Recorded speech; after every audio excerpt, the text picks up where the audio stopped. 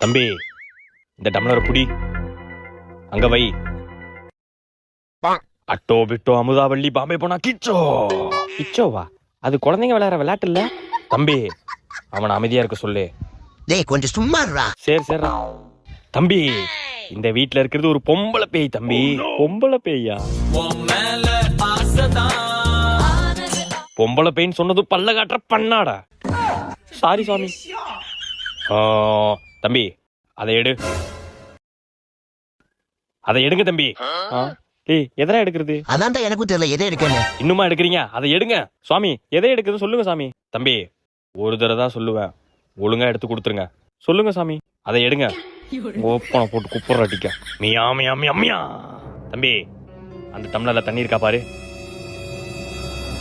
இருக்கு சாமி. இருக்கா? அந்த தண்ணியில தான் பேய் இருக்கு.